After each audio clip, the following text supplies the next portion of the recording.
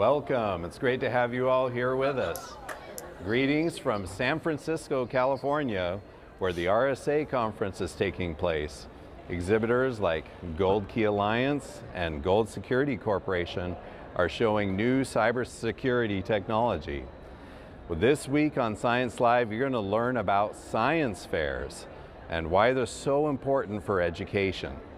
So without further ado, let's send it back to Kansas City.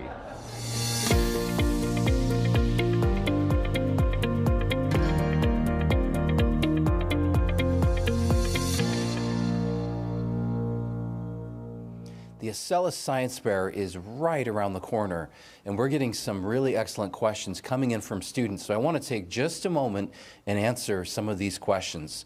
The first question that came in is, who can enter the Science Fair? This is a competition that is open to all Acellus students. If you have an Acellus ID, you are able to enter this contest. Now, if you don't have an Acellus ID, what are you waiting for? You could become an Acellus student, so you're all invited, and not just in the United States. In fact, we've had a lot of international participation from all around the world, Europe and China, Spain, all over. So this is an exciting competition bringing students from around the world to compete. All right, the second question is, when are the entries due? And the deadline is coming up on April 29th. So 11:59 p.m., April 29th is the deadline.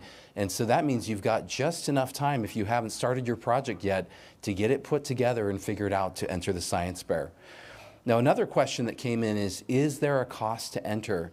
And we're very excited to make the Science Fair available at no cost to participate for families. Now, this next question is extremely important. Are there any prizes? And it turns out there are some exciting prizes, and I'm going to give you just a sneak peek at a few of the prizes that we will be giving out this Science Fair. The first one is an electricity and magnetism lab kit. So you could be taking this home. The second one is the Arduino Mega Starter Kit. If you're thinking about getting into Arduino, this has 65 different components that you can use to design and build your own circuits with a microcontroller. And check out this Celestron Astromaster telescope. This is valued at $300 and gives crisp images of the moon, planets, etc. So these are a few prizes. Also, the United States Navy will be presenting the Naval Science Award to students at the middle school level and at the high school level. You may not know that at the high school level, recipients receive that medallion and the certificate, but also they give a $50 gift card to the students who win that. And then we also are looking forward to the presentation of the Willis M. Hawkins Medal of Science with the U.S. Army. But we're also announcing today a brand new Science Fair Award that we've never presented. This will be the inaugural year, and it's the Roger E. Billings Inventioneering Award presented by the Institute of Science and Technology. And with this award comes a prize of a full tuition, one-year scholarship for Acellus Academy. So we're excited to have that award coming out. So lots of exciting prizes. These are just a few of them to look forward to. So lots of motivation to plan a good project. Which brings me to question number 5. What is a good project topic? A lot of students want to enter the science fair, but choosing that topic, somebody's already invented the light bulb or the hydrogen car, so what can you do a project on? And it turns out there are 2 types of projects that you can enter. The first one is called an experimental project. This is one I think a lot of people think of where you apply the scientific method. So you start with a question, you develop a hypothesis, you do an experiment, and then you measure the results and report on that. But the other type of project is what we call a learning project. And this is where you take a scientific concept that interests you, you research it, you learn all about it, and then you present what you have learned. And this is a wonderful way to enter the science fair. And you can do some amazing projects where you learn a concept and then present it in an interesting or an engaging way. And to give you an example of this type of project, I want to show a science fair entry that we received that's a learning project where a student took something that was of interest to her and turned it into a science fair project. Take a look. Hi, my name is Cindy. I love classical music, listening to it and all that stuff.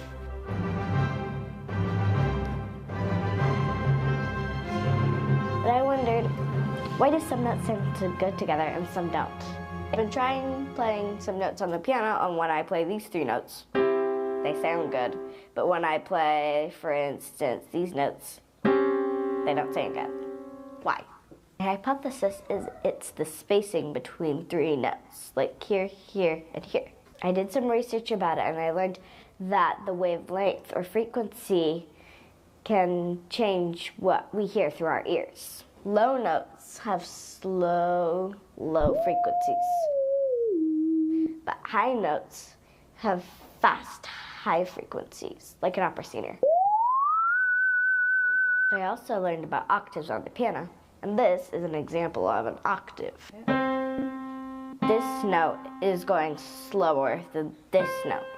So for every 1 wave that this makes, this one is doubling the amount.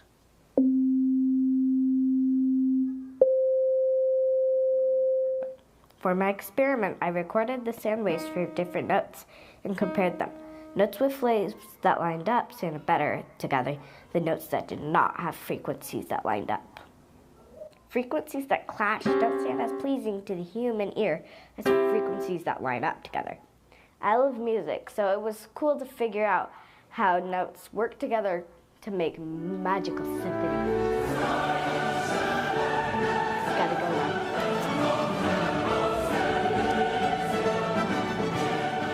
Well, for more information on the Science Fair, check out acellus.com/Science Fair. Thank you.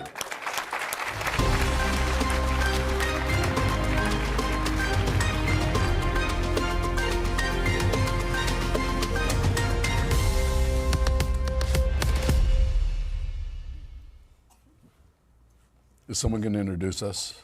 I think it's just us. Ladies and gentlemen, Ooh, it's hi. my pleasure to introduce Dr. Pajet Monet. You have such a good voice. I can't do it like that. I take it back.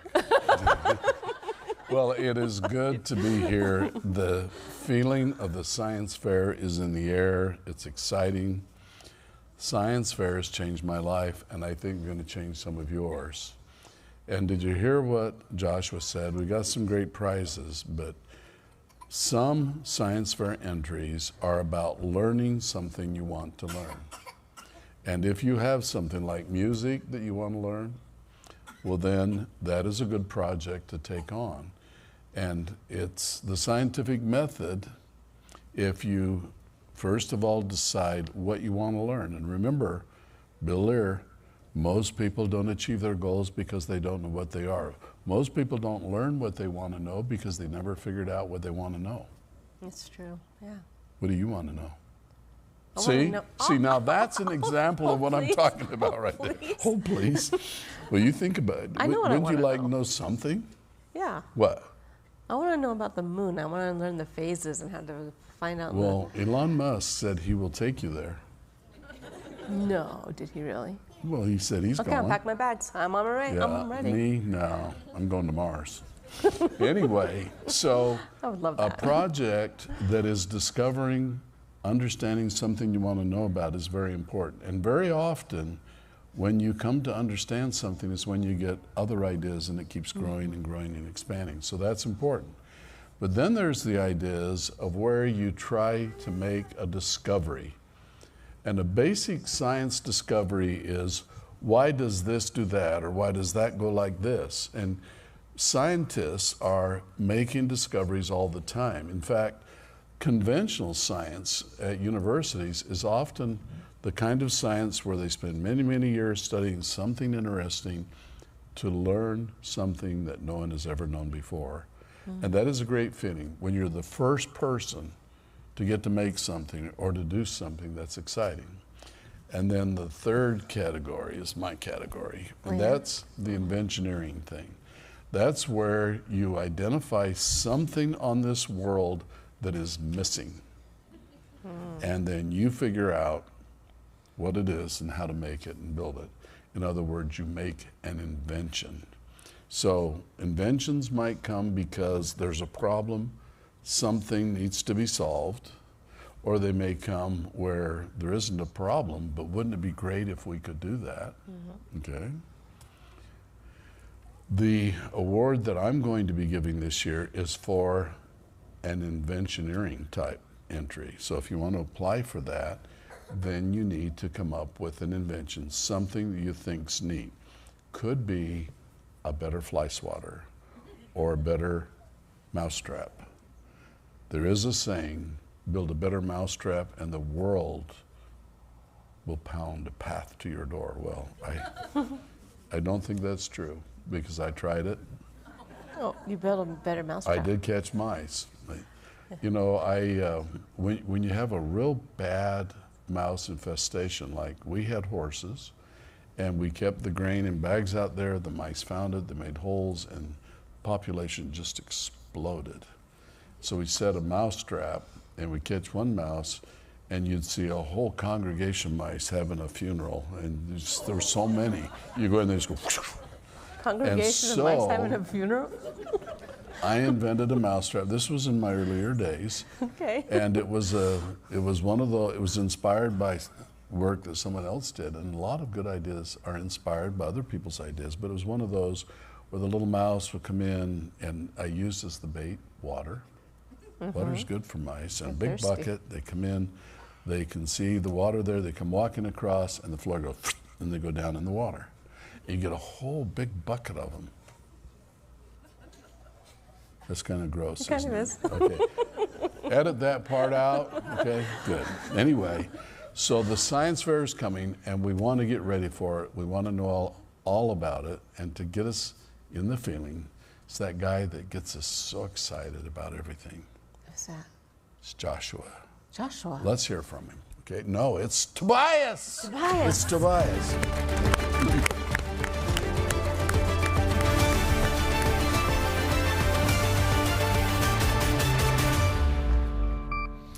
So what do you do with your problems? I put mine to bed at 8:30 is what I was, no. What do you do with your problems? You know, with science fairs, some people, they want to get started, but then they run into problems, they give up. But you got to stick with it. You got to push through and be confident even, not too confident. I know some of you guys are like, you know, I put the stud in study. Not like that. I'm talking about like, you know, whatever happens, you publish those results, you push through. And it's incredible how science fairs have transformed so many lives. But where did science fairs come from? Like, where did it start? And that's what we're going to talk about a little bit. We're going to jump back to the 1920s. In the 1920s, in New York City, the American Institute of New York City held the first children's fair. So this wasn't a science fair, but it was a children's fair. And it was not so much like competitions, but it was more focused on giving hands-on learning and experience to kids to be able to learn and appreciate things like nature and science and how things worked. So it wasn't exactly a science fair, but it was the start and what's considered kind of to be the first birth of the idea, okay? And then moving forward, a gentleman named Morris Meister in the 1930s, and he was a science teacher, and he really believed in the importance of science in the country of America. And so he started promoting the idea to schools and organizations of we should have science fairs where children get to even compete with these science experiments or ideas or creations that they make and what they learn. And so in the 1930s, we start to see these science fairs start to pop up, kind of limited regional science fairs, okay? And then in the 1940s, we start having this grow more where we're having local and regional science fairs and even, you know, final science, it's the regional and then it goes to more of a final. You can kind of move up to the finals if your experiment or your invention or a science fair project is really good. And then finally, we have to talk about in the 1940s, a group was put together in Washington, D.C. called the Society for Science or the Science Service. Yeah, I work for the Science Service. And basically what their job was to make science popular in the U.S. because the government realized, this is going from the 40s into the 50s, science is important. And raising the next generation of scientists is going to change our future as a country. So the Science Service was tasked with getting science to be popular. So in the 1940s, the Science Service partnered with Westinghouse to launch the Science Talent Search, or the STS. And they started putting together special programs to identify and inspire the next generation. Well, in Philadelphia in the 1950s, the Science Service organized the very first National Science Fair. And the National Science Fair was involved about 15,000 students, and there were 30 finalists chosen from the 15,000 students. And the 15,000 were from regional contests, and then they had the 30 finalists. And those 30 finalists got to compete for the National Science Fair Award. And we had all kinds of entries, you know, and having all these kids coming up with these ideas and these inventions and these experiments was starting to generate more and more momentum. And when you get to the 1960s, you have countries like Canada going, can we be part? I mean, it's Canada, so sorry, we can do science too, eh? Like, and then Japan was like, we want to be part of it, and Germany was like us. And so the Science Service changed the name from the National Science Fair to the International Science Fair in the 1960s. By then, they had changed it. So now it was this worldwide experience. And it would continue to grow going from the 60s up. And eventually there would be millions of people involved in science fairs just in the United States. And just a little note, in 1966, in the International Science Fair in Dallas, Texas, a young man won the Gold and Silver Award for his hydrogen project of the first hydrogen-powered engine, just saying, and his name was Roger Billings. But it would grow and grow to now they estimate about 10 million kids in the United States enter science fairs every year. But that number we want to be much, much bigger because there's a lot more kids than 10 million in the United States. So science fairs have changed lives. Science fairs, the inventions of science fairs have changed the world, and science fairs could change your life. Thank you.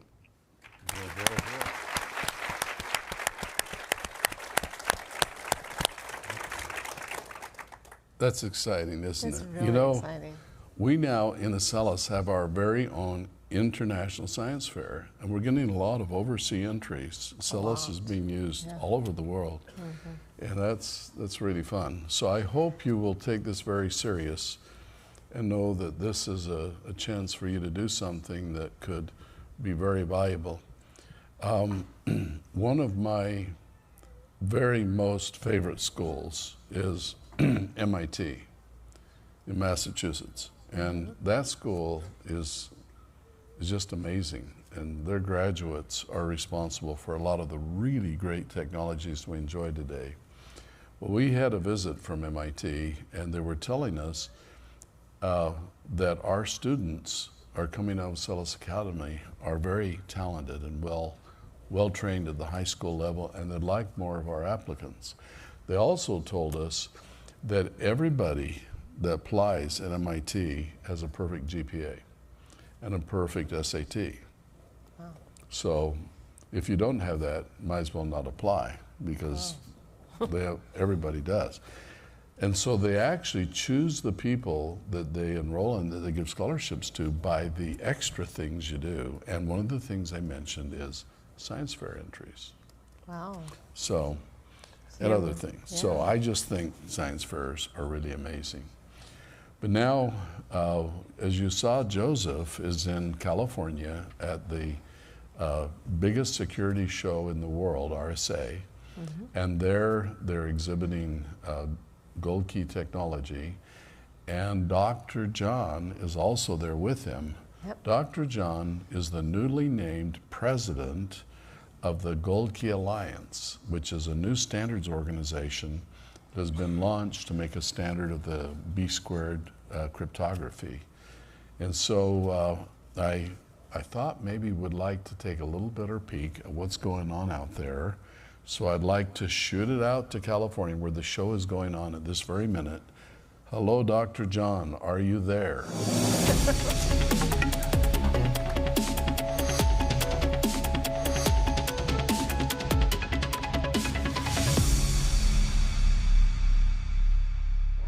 I'll bet you thought I was too old to enter the science fair. Well, I guess I am. But I'm here at the RSA conference, and in a lot of ways, it's like a science fair for cybersecurity professionals. Remember, cybersecurity is all about protecting you when you're online or you're using a computer. So let's take a look at what's going on.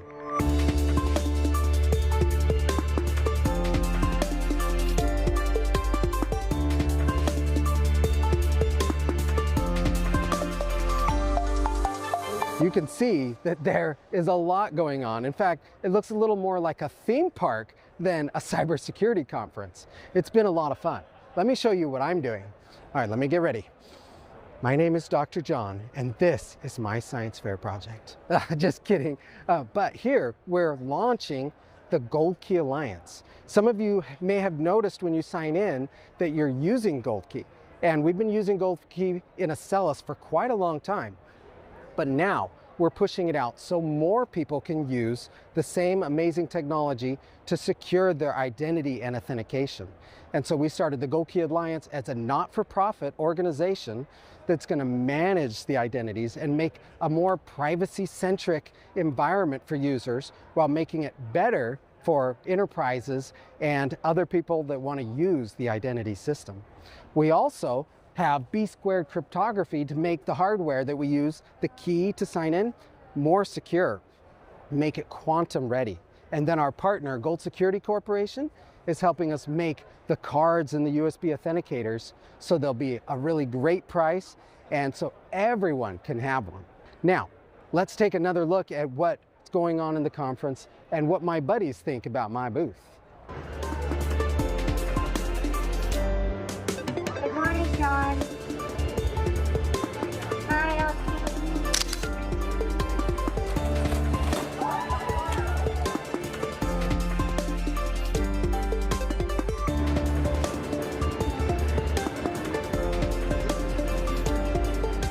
Yeah, I think they like it. If you want to learn more, visit goldkey.com and maybe you can join the Alliance. Excuse me, can you tell me more about Gold Key? That's all the tech we have the time for. Thank you. Yeah, sure. There's all kinds of neat things about Gold Key.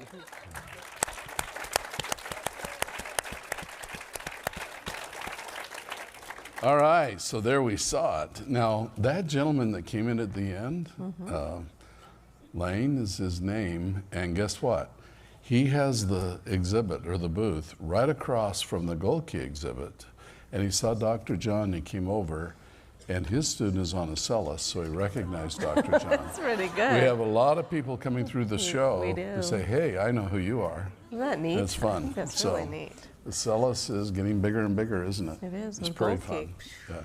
And Gold Key is going to make a difference. Now, students haven't been signing in with Gold Key, but now after this launch, they will be able to. So we're going to start putting students on Gold Key. Right now, parents and teachers are. And that's been very important to be able to protect your school data. A lot of schools have been attacked by cyber attacks and ransomware.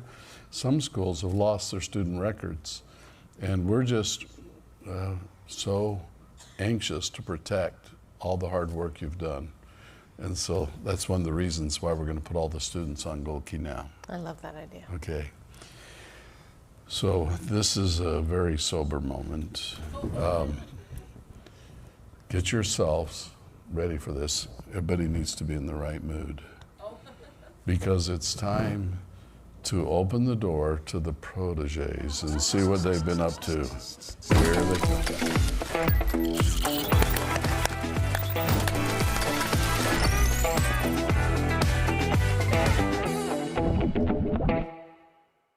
We sent the first ever cinnamon roll to outer space. But that's not the actual science. Let's back it up a bit. It all started when we got our question for the week. How can I enter in the Acellus Academy Science Fair? Well, naturally, our first instinct was to go to the website and follow the instructions. Our first step is to ask a question. There's a lot of different questions you can ask in science. Why does a polar bear have fur? Why is the fur white? All these questions are great, but when you're choosing your science fair project, you should choose something that you're passionate about. Something that we're both passionate about is space. I mean, when I was a kid, I genuinely believed I was going to be the first person on Mars. That's how much I loved it. So I mean, our first thought was we should send something to space. And why not use a rocket? We soon figured out rockets are really expensive. So we pivoted and we decided to use a weather balloon. Weather balloons can get super high, like they can touch outer space high. So then we got thinking, what would actually happen to a balloon when it gets up that high? You know, down here on Earth, the air inside the balloon is pushing out on the walls of the balloon, but the air all around us is pushing back in on the balloon, so it keeps it that size. If we went way up there where there's almost no air, wouldn't that balloon just get bigger and bigger and bigger? And so that was the question that we decided. What would happen to a balloon if we sent it all the way up there? So it was time for step 2, doing our research. So we started researching weather balloons, and we found out that they can get up to like 90,000. If conditions are right, they can get up to even 100,000 feet in the air. When you get up that high, the conditions get pretty crazy. It gets really cold. We're talking like minus 50 degrees Celsius, and the winds get crazy. And then you have to worry about the second stage of your launch, which is the payload dropping from the sky. At this point, your package has to be ready to handle a ton of wind and it goes crazy for a bit. But we're also gonna add a parachute to help slow it down so that we don't completely destroy our payload. So clearly, we have a lot of problems that we need to inventioneer and find solutions for. And that takes us to step 3, plan your project. So what are we gonna have inside our payload? We need cameras, and with that, you of course have batteries and other things. Now, if there's one thing I've learned from hunting, it's that when batteries get cold, they don't stay charged very long.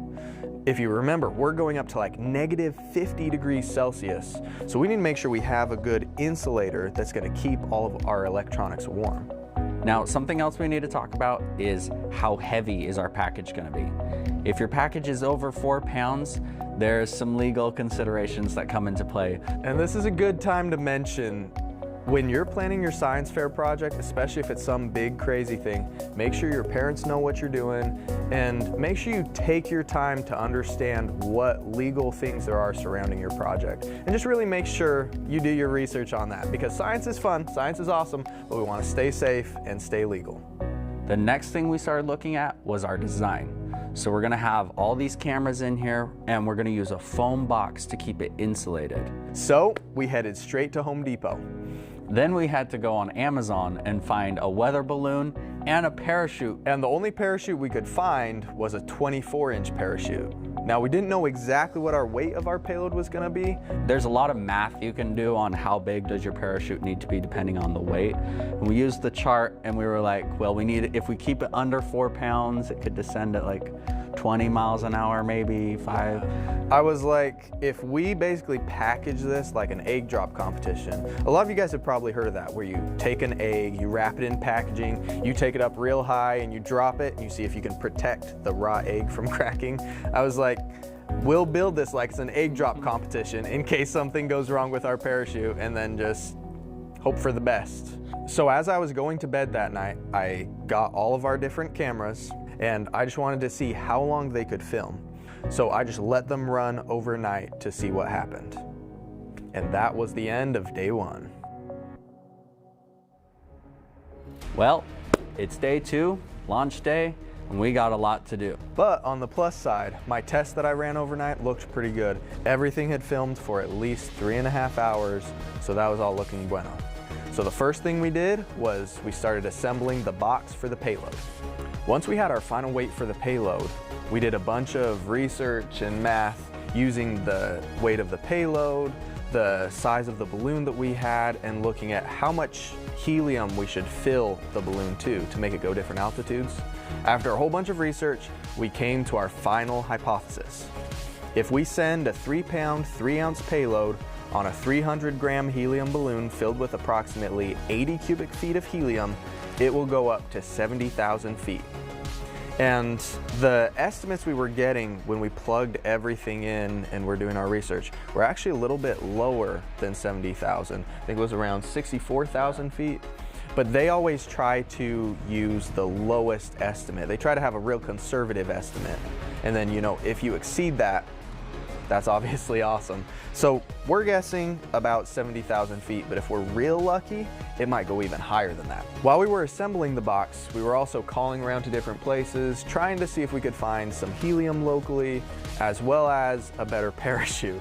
Not to mention it's like 3 p.m. at this point, and we need 3 hours of daylight. Yeah, to do 3.5 hours.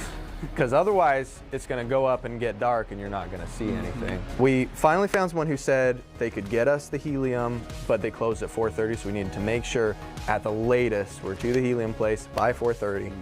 So we started rigging up the parachute. We hung it from the ceiling and then we connected it to our box. So then we just had one more thing we needed to worry about, and that was getting cell plans for the phones that go inside. Because not only did we want them to be cameras, we also were going to use that as our GPS, and that's how we would find the package after it has landed. And this was getting down to the wire. Like, this was almost 5 o'clock in the afternoon. So, and we need 3 hours of daylight to launch At this least, thing. yeah. Yeah. So we ended up making a business decision and pushing it back one more day.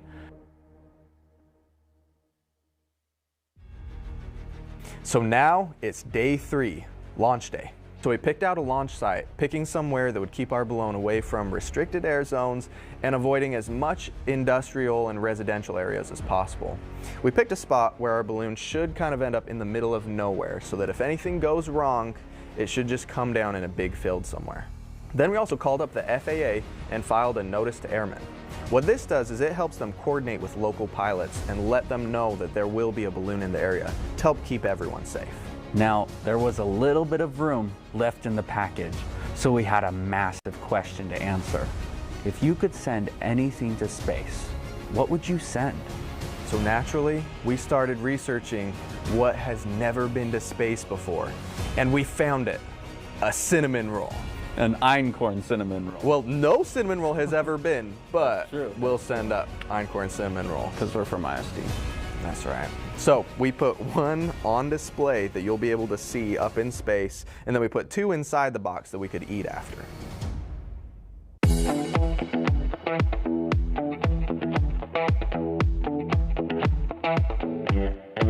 Okay. Long is negative 94.60.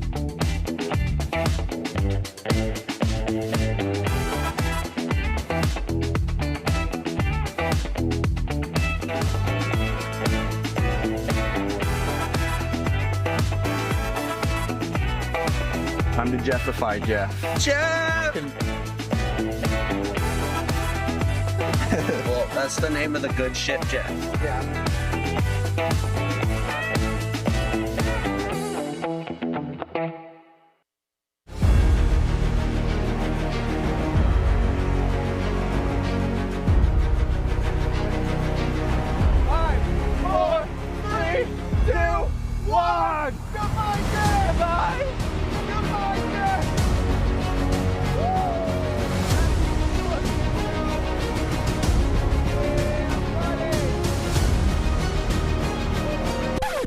Cameras, right? We did it. We finally launched our package. We had all our cameras rolling and we had no way, we had no way to watch it. Eventually we lost the ability to track it when our phones went too high in altitude. And so we had just downtime. We were estimating around 3 hours of flight time for it to go up and then come back down before we would see anything. So what better to do than to go get waffles? I mean, yeah. And while we were at the restaurant, it has only been like an hour and 20 minutes, but we just got a location back. That is way faster than I expected, but it moved about as far as we wanted it to. And it was going up pretty fast. Exactly. So I'm hoping it just got up faster than we expected, came down faster. Honestly, I don't mind that if that's the case, because get the same footage, less likely that something dies. So yeah, let's see if we can find it.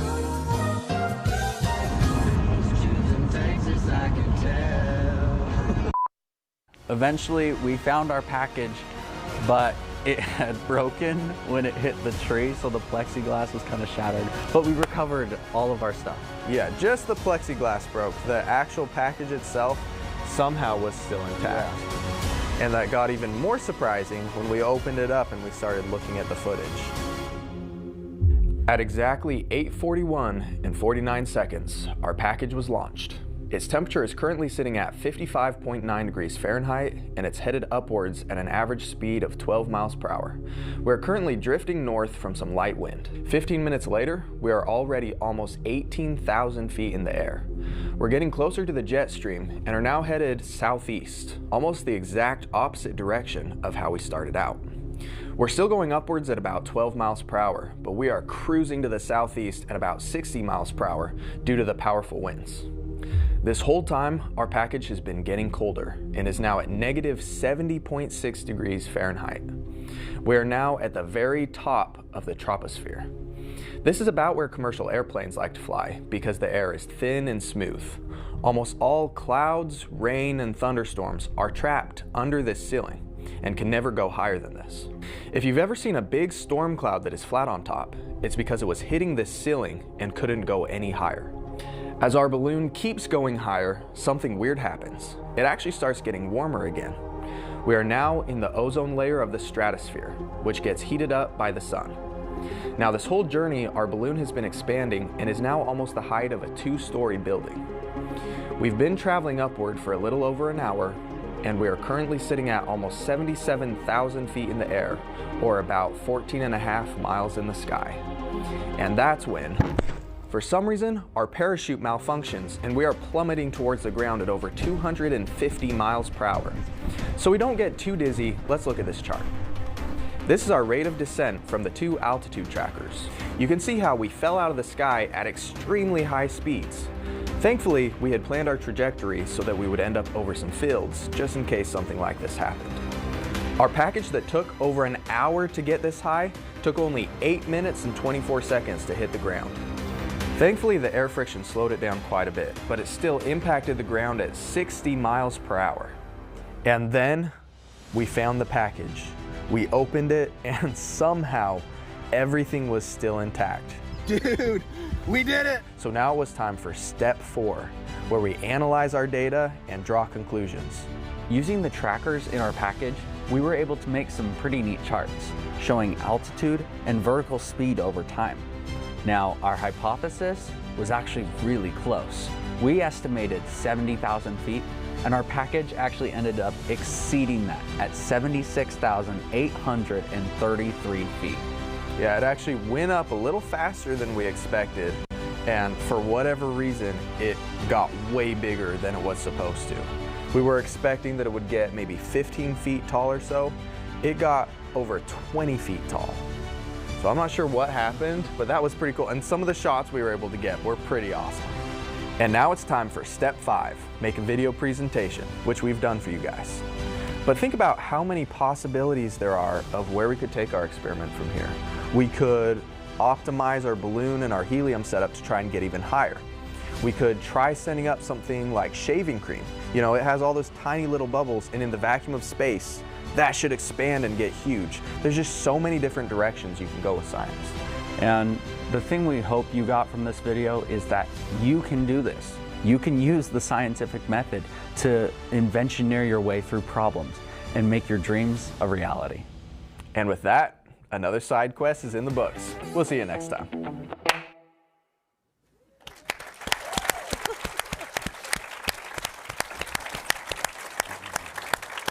Are those your boys? That is what we call phase 2 of their report. That is what we call phase 2 of their report. Last night they sent me phase 1. Yeah. The unadulterated version. Yeah. And they didn't say anything about talking to the FAA or anything like that. And I thought, what in the world have they done? Because when you send a package up through the space where airplanes fly, it's really important you let the FAA know, hey, don't run into our balloon. Yeah, and so I said, hey, how heavy was your package? Because it turns out with the FAA, if your package is 4 pounds or over, you need special clearance. And they said, nope, we knew that.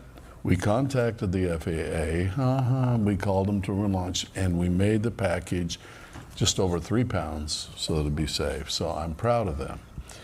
I really hope that people that are doing science fair projects will follow their good example and cover your bases. Be sure you check with your parents.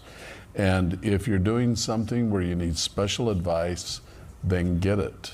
I found when I was doing my science fair projects, I get help from almost anybody. If you tell them that you're doing a science fair project, they usually help you. I went to the university, I went to wherever I needed help. And so they went to the FAA and they got some help in knowing how to shoot this parcel up into space without causing any harm or accidents to anybody. Another thing, the FAA helped them know where they needed to go to launch it so they would be out of the way of the air traffic, and I think that's really important. I'm kind of proud of them, though. Could you see in those pictures the curvature of the Earth? Yes. They were up in space, and they were almost twice as high as airliners fly. It's way, way, way, way up there.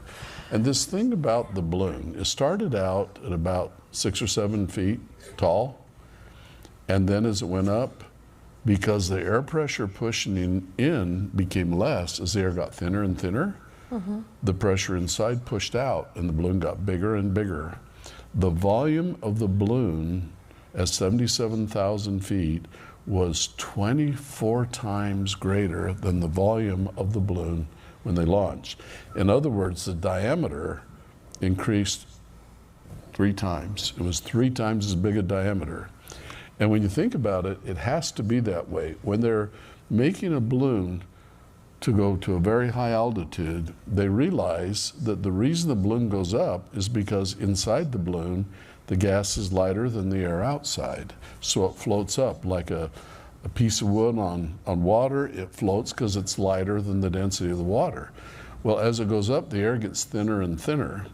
And so in the really high altitude balloons, they make room for the balloon to expand and expand, because as it expands, the density of the helium inside goes down because it's spread over a bigger area, and that's why they can go up so high. I'm very proud of them. Very, very proud of them. I wasn't sure if I was going to say these are my guys or not, but I think I will say it. You know? And einkorn. I know. It was an einkorn. By the way, from IST? Anybody that hasn't been watching probably doesn't know about how much progress we've made on growing einkorn wheat, that ancient wheat. I want to throw up a slide. Look at this. This is the new Earth Touch website. If you haven't seen this, you ought to check it out. Einkorn wheat, especially the black einkorn wheat, which is the premium wheat, we are now pushing all over the country and even some international. Check out earthtouch.com if you want to know about that. That's really neat. And it is really amazing. It is. It's very good wheat. Do you have time for a couple of questions? I don't know, just a second. Yeah. It's about Gold Key. Okay. So Sophia wants to know if the Gold Key access allows, if we can use it on multiple search engines. Well, Gold Key is a whole new strategy on securing the internet. And we have a big problem in that computers are being hacked all the time, and we count on them to run our power plants, our water systems, everything, our bank accounts, our purchasing, and it's got to be more secure. And about 20 years ago, I targeted network internet security as one of the biggest priorities facing our planet. So we went to work, and we've been working on Gold Key for about 20 years. It's been used by our military to protect our weapons systems.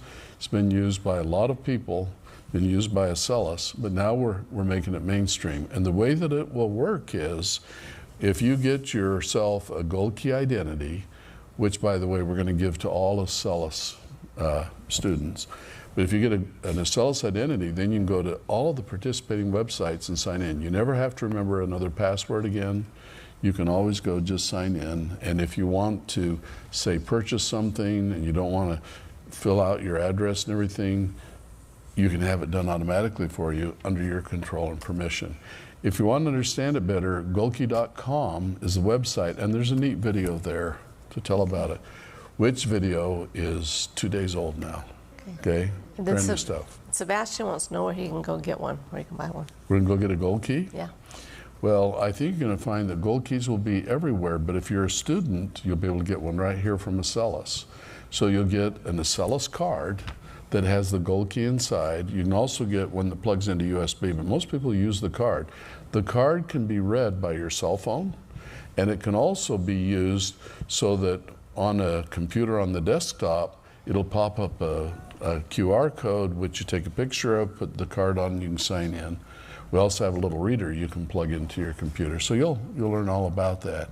But I think this is going to be the next big thing. I think Gold Key is going to be big. I do too. And I've launched a lot of projects, and right at the launch stage, I always try and guess how big they are. I think this is big. I think we need it too. And we're getting a good response. The show opened at 5 o'clock 2 days ago. It was open full session today, and we just have a lot of good interest, so that's fine. Thank you. Okay? Okay. Good. So now I'd like to get back on subject for a minute. I want to just show you a slide of the atmosphere and where they sent this balloon up to. If you can see this, there's a little balloon way up there, and you can see where the jet is. The mountain over there is the tallest mountain in the world, Mount Everest. That mountain is 39,000 feet. It's about as high as where 29,000 feet. It's up close to where the airplanes fly. And you can see way down there, small, small, small, is the Statue of Liberty, almost nothing. So these guys were clear up there on the very, very edge of outer space. Now, there's something I want you to notice on this chart. They got up into the part of the atmosphere where we have the ozone layer. And ozone, as you know, is in the higher atmosphere, and when ultraviolet rays from the sun hit the ozone layer absorbs them, and that's why when they got up higher it started getting warmer. The heat on the earth below that comes primarily from the sun's rays hitting the earth warming up, and the heat radiating out into space. And so that's why it dropped about 3.5 degrees every 1,000 feet they went up. Wow. But when they got up near the ozone layer, then it started warming up a little bit, because the ozone was absorbing the ultrasonic waves, and it was therefore giving off heat. So a lot of wonderful science. I am very proud to think that our guys touched outer space. So neat, it really It's is. just really, really exciting. It's like we did it too. Well, we did do it because I know. we actually got to experience it with them. And we know them. I say hats off to those guys. I think they did something really amazing. I'm kind of proud of them. I do too. And I hope they really enjoyed their einkorn. Yeah. It's a fun world. Now, I've got something else that I want to get into for just a minute, and I call it pancakes. Pancakes. Yeah, pancakes. This is a little bit different than I normally talk about, but I want to share an attitude that I have used living my life that might be beneficial to some of you. Okay. It's good to have an attitude or a strategy for living. This is mine. So when I was very, very young, I got a job at a grocery store. Now, I wasn't the manager. I was the guy that bags the groceries.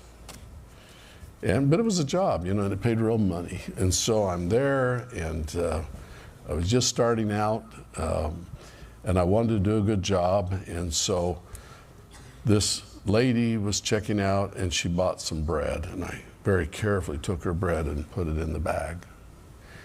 And then she bought some milk. So I took the milk and I put it on top of the bread. She saw me and she said, "You just made pancakes out of my bread." And it stuck with you all this time. And I pulled out the milk and the bread was, I felt so bad. I ran back and I bought her another loaf and I put it in there.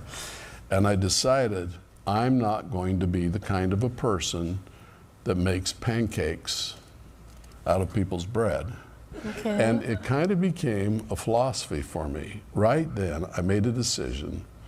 that everywhere I go, everything I touch, I want to leave it a little better than before. I want to create. So, and my way of remembering that I was going to do that is no more pancakes. No more pancakes. Now, pancakes are kind of a fun thing. Did you know that the Greeks had pancakes like 3,000 years ago? Did they? Yeah, they did. And Shakespeare? Has anybody heard of Shakespeare? Yeah. He loved pancakes. He put them in 4 of his plays. Pancakes. Oh yeah, pancakes. That's culture if you know that. Mm-hmm.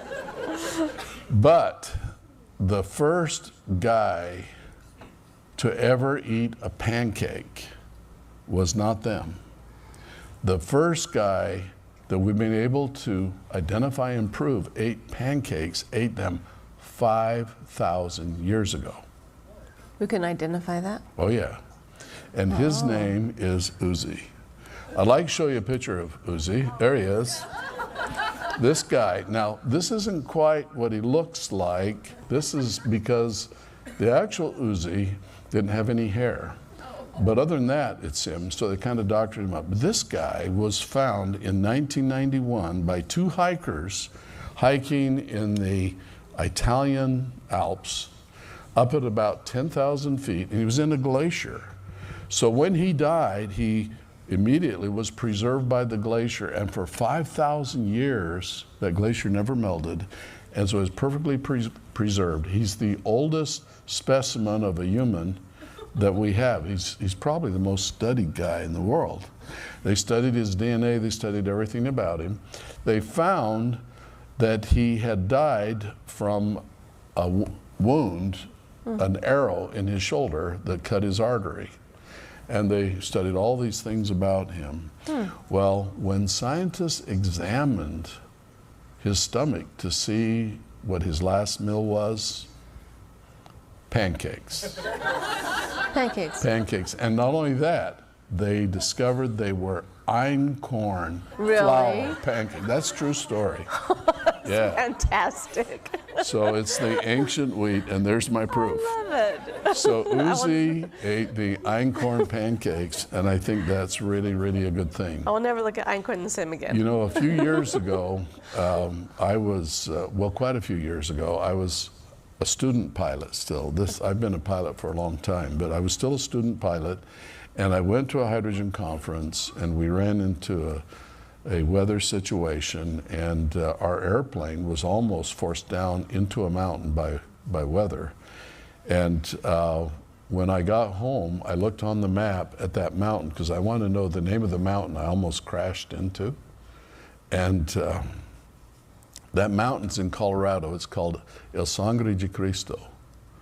And I just thought, wow, I am so grateful to be alive and to be saved. And so a couple years later, I got in an airplane. Now I'm a real pilot. I could fly by myself. I went all alone, and I flew to that very spot. And I decided to land.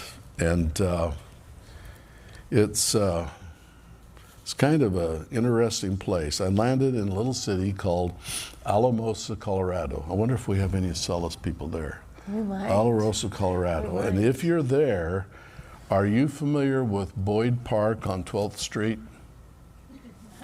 If they're there, they probably are. Yeah, I landed there. It's not a very big park, but I landed there, and I walked from the airport, which was quite a ways, into town, and I was walking around town. It was a Saturday. In fact, it was the Saturday before Easter. And when I went past Boyd Park, there was all of this garbage. It was like someone had a big, big party, and they'd left beer cans and everything all around. It looked just terrible. And I thought about no more pancakes. So I decided to clean up. And I did. I was out there picking up stuff, just putting it in the garbage cans. And I had a guy come by and, "What are you doing?" And I said, "I'm not making pancakes." But I finished in about an hour, and as I was walking away, I thought, boy, that makes me feel good. It just makes me feel good. I think it was because I didn't want to leave any more pancakes. I wanted to have a positive impact that I would leave behind wherever I go. I think that's why I decided to do Acellus. I felt like Acellus would bless somebody, and maybe even more than just one somebody, and so that excited me. I want to give you a challenge today. I don't know what your slogan's going to be, but what if you made a decision that everywhere you go, you're going to leave it a little better than you found it? In the Boy Scouts, we used to say, when you go up in the wilderness camping, when you get ready to break camp, you're going to leave the camping ground better than you found it. Clean up your garbage, clean everything up, make it so it won't erode. I think that is a great attitude for life. And I challenge you to do that. Just one more example. I went to the movie theater the other day in a building, and after the theater, I was getting up to leave, and I noticed a lot of people just left their garbage, popcorn, things and that. So I picked up as much as I could and carried it out and threw it in the garbage, and I thought, I left it better than I found it. If you do that, I think you're going to have a happier life. If you'd like to take that as a hypothesis and turn it into a science fair project and see if you're happier, go ahead, okay? So Jaden's mother is from that part of Colorado. Really? Yeah. What's his name, Jason? Jaden. Jaden. Yeah, I think it might be. Well, if that part gets messy, call me. I'll be out there. Right, well, we just barely have a minute to check in on R51. What is that? So we'll do that. What is that? Can you show us? Hello. You will not believe what happened to me. I decided to reinvent myself, and I'm not going to be silly anymore, because from now on with me is straight science. Science, science, science. I love science because it's so interesting. And with science, you can enter the science fair and you can invent things, and so that's exactly what I'm gonna do. Right, Lady Pajet? Okay, see here? This is a little butterfly. Lady Pajet loves butterflies, and so for my science fair project, I'm going to invent a real working butterfly. Now, the big R says that if you're going to enter the science fair, you have to have a hypothesis. A hypothesis is a complicated thing. It's a big word, but it just means that you got an idea of what you think's gonna happen, so you can do your experiment and then you can see if it happens or it doesn't. And so it's good to think of a hypothesis and then you should write it down, unless you have AI memory like I do. So I'm going to think of my hypothesis because I want to invent a butterfly. So hypothesis. Let me write it down here. Okay, let me read to you what it says right here on my hand. It says, my hypothesis is that I could invent a butterfly by putting wings on... You know what? That's not going to work. Let me try another one. I'm going to invent a butterfly by catching a caterpillar and putting it in a little cage. That wouldn't be inventing, though.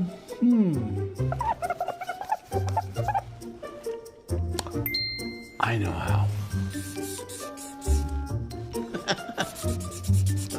I got it. Here's my hypothesis for R51 Science Fair Project 2026. And this is it. I will invent a hypothesis. No, I already got a hypothesis. I will invent a butterfly. And here is my hypothesis. My hypothesis is, if I go onto the internet and I go to Ötzi.com, I can invent somebody that has already invented a butterfly, and it will be just great. I'm going to go real quick out to the internet. This is going to be time-lapse because when I get back, it'll be tomorrow. Be right back.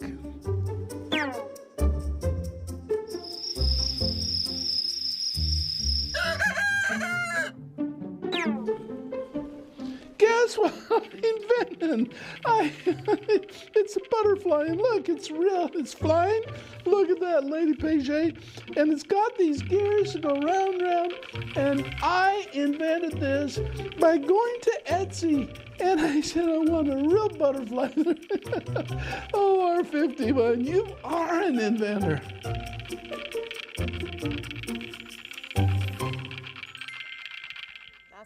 So there you have it. Okay. Does that answer your question? That answers my question. Yeah, R51 invented this. I can see that. With the help of some very clever artist. Isn't that beautiful? It's very clever. It's really neat. Someone did it. Whoever made this, if you're watching, I'm impressed. That is really clever neat. And a neat thing. He should win the science fair, or she. Yeah, someone should. Okay, well, we're out of time, but I want to thank you so much for joining us today. Science is exciting, and the scientific method is a way to solve so many problems in life. It's good for anybody.